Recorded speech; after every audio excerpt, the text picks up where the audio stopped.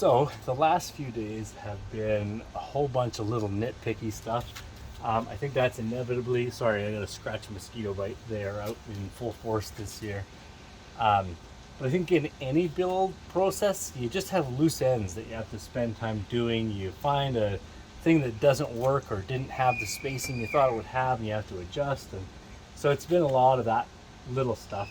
But right now, I'm working on the cupboards, and so far they're coming together pretty good. I put together one so you didn't have to watch the painful trial and error phase.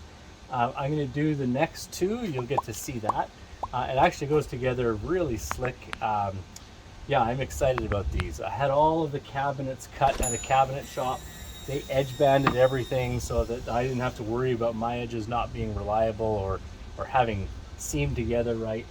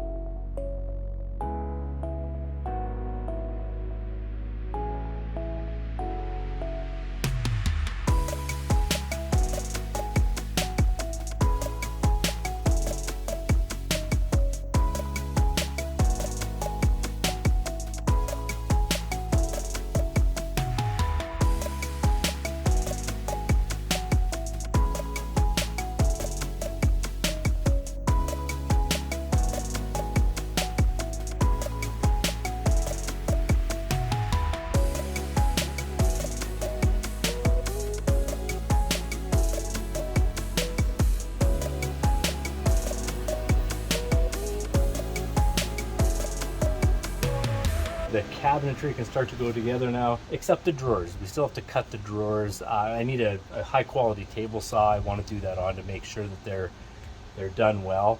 But yeah, other than that, it's time to get some of these doors on and see if we can get our spacings to work properly.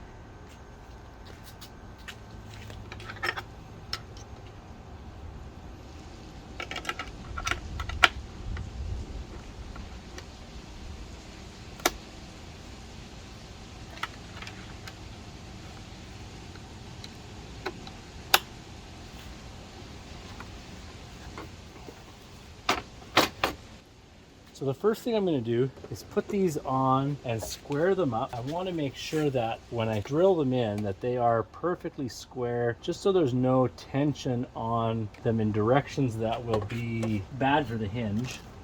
The other thing I've been doing is using a center punch to mark the center of the holes and pre-drilling it just about 1/8 of an inch, just so that it doesn't creep. I don't have any, again, stresses in odd directions. I want everything to mesh together just right. So a little bit of squaring, and then the lovely center punch.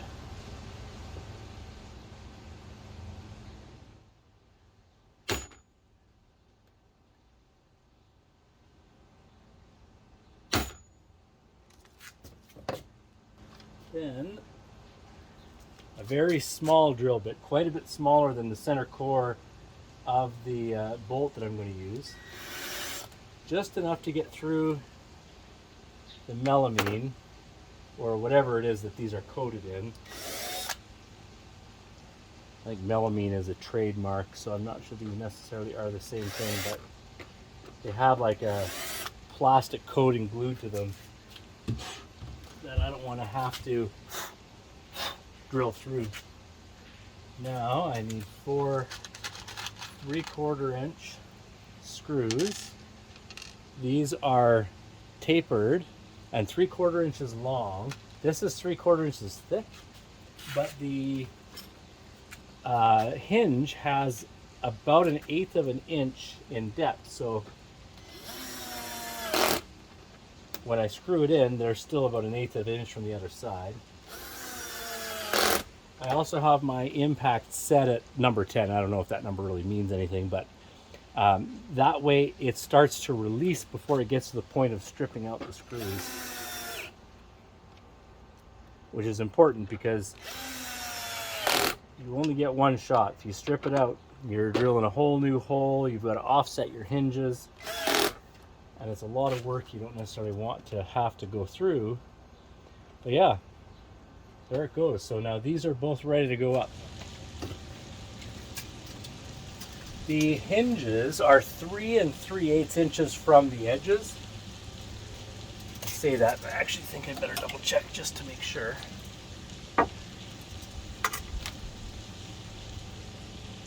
Yes. So I'll mark the first one. Once I get the first one hung, it's really easy to get the next one hung.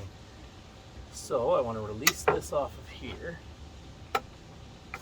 Let's move that over there. These are specially made to mount a 1/2 inch off center.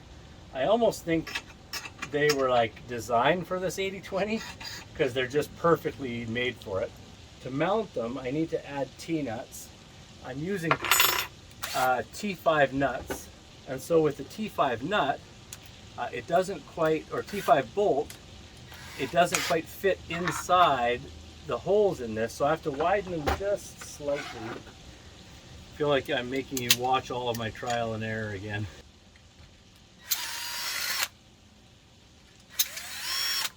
This one.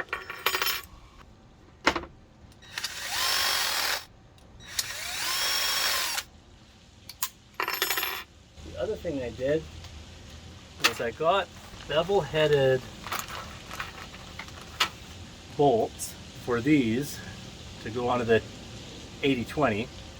You can see there it fits nicely into these. So now I need my Allen key. These are still snug, so I'm going to thread them down into place.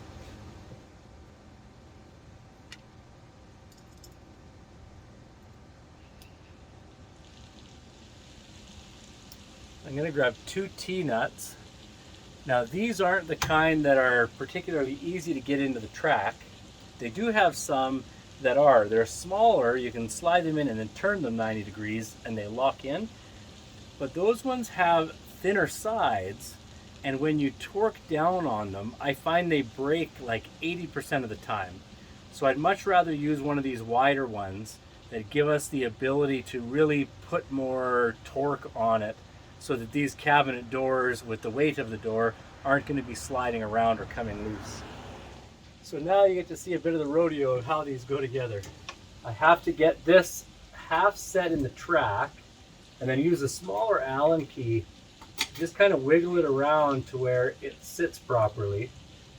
And I have to get 2 of them in, which is a little challenging. Oh, darn it.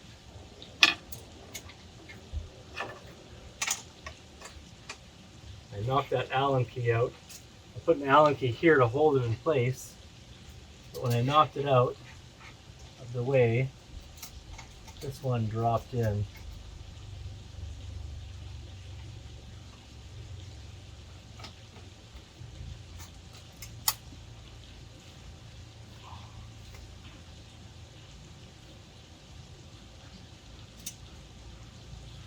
Now I've got to be careful not to affect that. Okay, there we go. Now, I'm going to start by setting the bottom one in. No, let's set the top one in. Kind of going by the seat of my pants here. If I get the top one to set,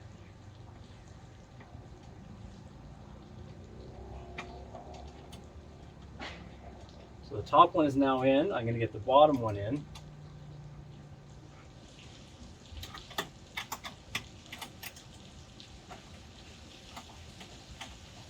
There we go. And now I center it on my mark.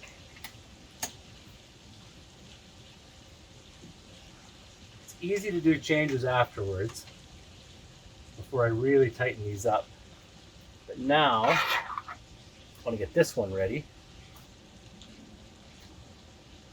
Now I'm trying to remember how I did this up when it was clipped on there. But I think I get it on there loose, clip it on while it's on there loose. So let's do that. I need to move my Allen key stopper down to the bottom. I need to get these two T-nuts set.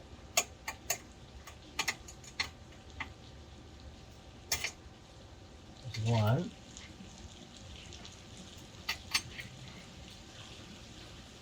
And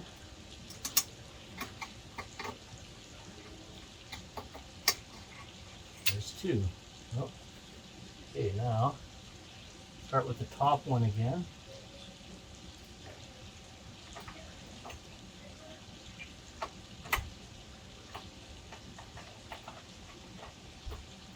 And then the bottom one.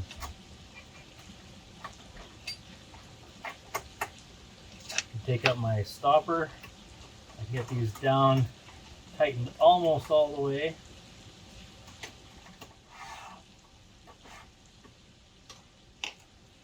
Now it's time to fit the door. Great thing about these soft close hinges is they have latches that let them lock on, so you can take the whole door off. Easy as that. There it is. We're pretty darn close.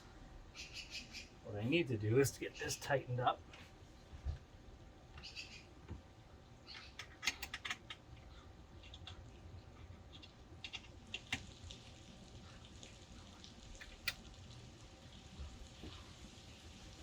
And I always hand snug everything. Once everything is set up, it won't really move easily if you have them hand snug. I just use the short end of this as my lever. Once everything's good, then you can go back and tighten everything down. I find that sometimes you'll undo something 10 times before you know exactly where it needs to be. So there's no point in torquing it down every time. Good level. This overhangs enough to cover the panel that will be there. All I need to do now is get my screwdriver, make some fine tuning adjustments to slide the whole door over a little.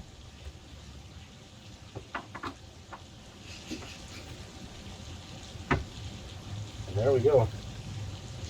I also need to pull it in closer.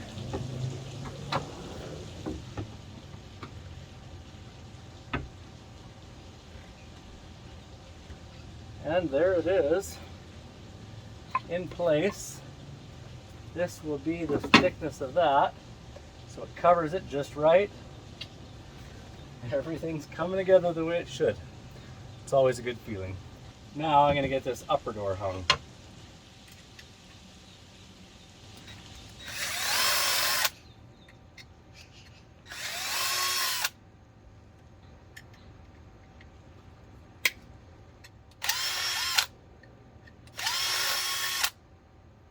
Well, I've just realized I've shorted myself one bolt. So I can still get it to go up. I'm just going to have to pick another one up tomorrow. That's unfortunate because this was going so well. But as I say, that's the little nitpicky things that just start to add up. It's best just to take them in stride, know that they're going to come, and little ones especially be happy that they're little, because they could always be bigger. You know what, I have some cap screws that aren't countersunk. I'm going to just try one of those.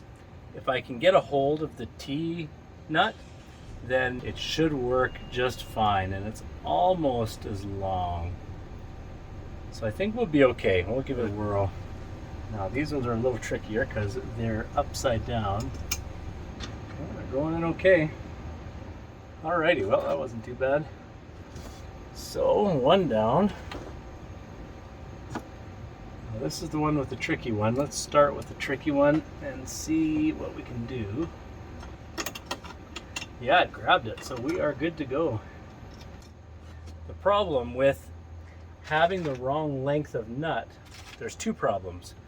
One is that the threads can't get deep enough into the profile to grab the nut. And so if you just don't have the length to grab it and the nuts fall into the bottom of the track, you just won't get there. Part of my advantage is these are now pushing down towards the thread, so I have that working for me. But on the other side of it is if they're a little too long, when they thread through, they'll bottom out on the bottom of the track, not allowing the head to go deep enough for you to get tension. And my neighbor just caught me talking to myself, so that's always fun. So let's get this last one hooked up. I do find it very helpful sometimes to turn the screw backwards until it sets properly in the hole and you feel one of the threads kind of jump. Right when it jumps, you start turning the other way, it grabs it. It's quite an easy way to know exactly where you're at. Okay, now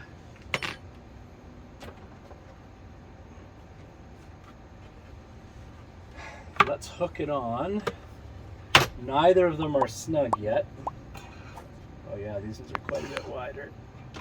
There's one. And there's the other.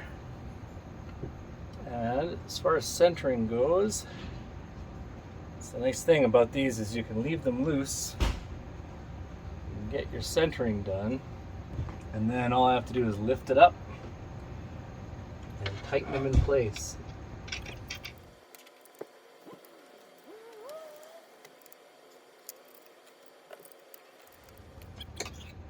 All right, the other thing that I didn't think of is this is going to have to extend beyond. I want this to go to where it touches the roof, otherwise this is going to give us scars inside our hairline. So this needs hinges that extend a little further. But that's an easy thing to change out later on, as long as I don't have to drill new holes. But yeah, there we go. Now it's just time for adjustment. Oh, actually I want to go down.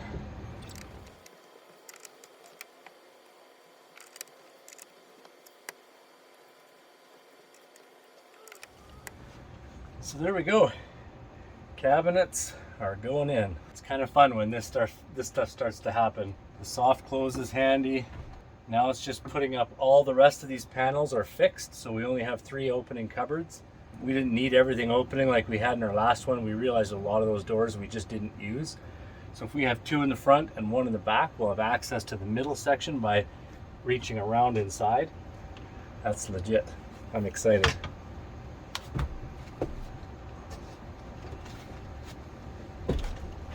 It's a new morning. Cabinets, we talked about those already. I finished now some of these dividers in here.